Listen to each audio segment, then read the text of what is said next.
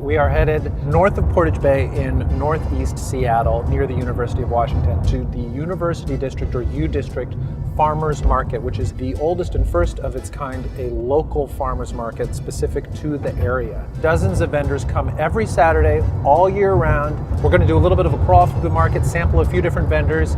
I'm really excited to see what kinds of things I find there.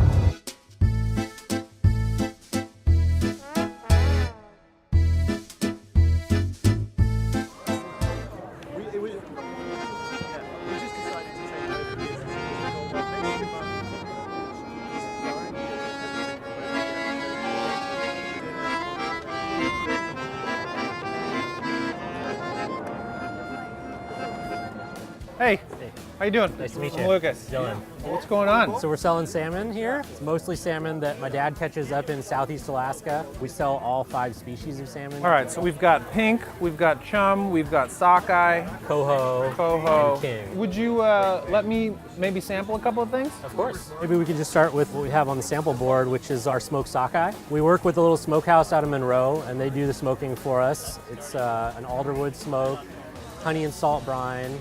That's really tasty. Yeah, just like a little bit of sweetness. That's not really oily at all. It's a very kind of like dense fish, but they're relatively small salmon. Okay. So they're kind of like these like little flavor bullets. And this is the pink here, which is a lot milder. It's leaner than the sockeye, but it's got a nice kind of like smoky, almost kind of smoked meat. And it's kind got of like flavor to almost it. like a jerky quality to it. I see you've got some hot food options over here. We do a salmon slider, and then we've got toppings that are all sourced from market vendors that we work with here. I'll take one of those. Yeah, thanks so much. All right, we've got this beautiful salmon patty and this nice little brioche bun. We've got some bacon on it. We've got this apple cider aioli. That is very good. It's got that, you know, the hint of the nice oiliness, greasiness that you like in a good piece of salmon. I don't eat enough salmon burgers, salmon patties in my life, because usually they're like prefab or not fresh. But hell yeah, just look at those thick piece of salmon. And it's just like a good burger. The apple cider aioli gives it a little bit of a sweetness and a little bit of a fermented quality. What's nice about this sandwich is that the bread, as well as the bacon, are from other vendors here in the market. So you've got this kind of like nice local ecosystem to sort of assist in creating this wonderful salmon slider. All right, so now we're here at Hama Hama Oysters, and we're about to get a little quick and dirty oyster education. So, a lot like wine grapes, oysters taste like the part of the ocean they're coming from. As far as Hama Hamas, grown in Hood Canal on the estuary of a freshwater river out on the Olympic Peninsula, which actually if you're going straight there from here is only 35 miles straight across. So extremely local. The oysters get a really unique flavor because we have a lot of salmon that swim in the river, a lot of alder trees there. So oysters are filtering bits of salmon and bits of alder. We're also selling our blue pool oyster. What can I have right now? I would love to shuck you a raw oyster, although what am I allowed? locally we are not allowed to. What if I do it? I could sell you the oyster and you can Yeah, shuck it. and I could just do it. Yeah. Yes. Do you know how to shuck oysters? Wait. Well, yes, we're gonna find out. Yeah.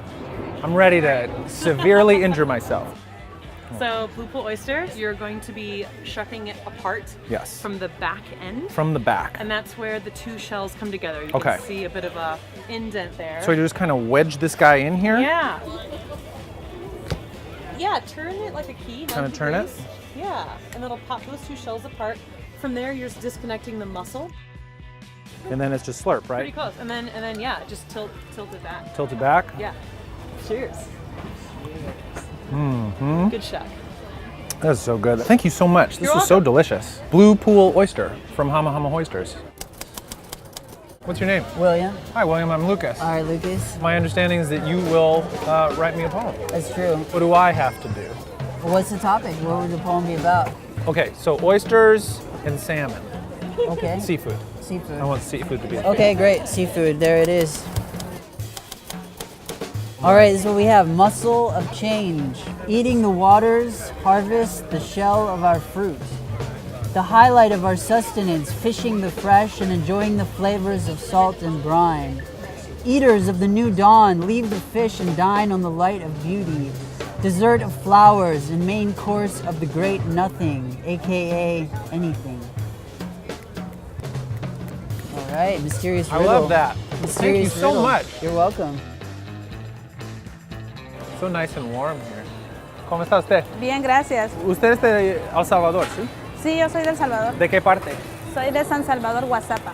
¿Por cuánto tiempo ha vivido en Seattle? En Seattle tengo casi 10 años.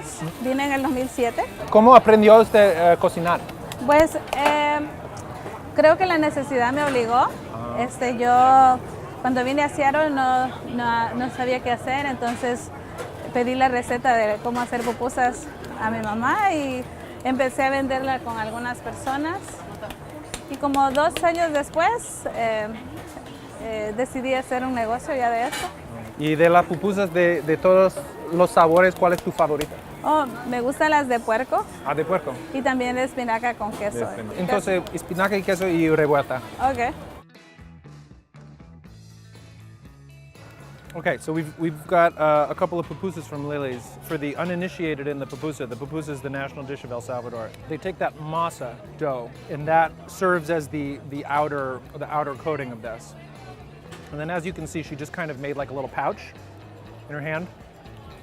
Puts the filling in there, covers it up, and then it's lightly fried on that flat top grill. And it's typically served with this repollo, which is pickled cabbage and peppers and carrots, and then sauce all over it. These are very hot.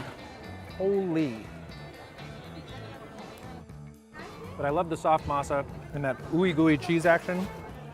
This one has chicharrón in it, which is like pork sausage.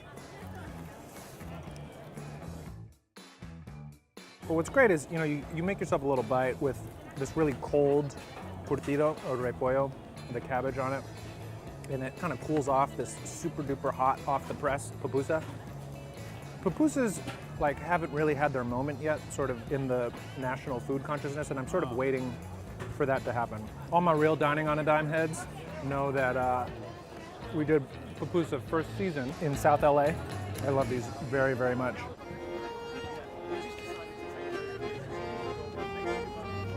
Hello, thank you for watching Dining on a Dime.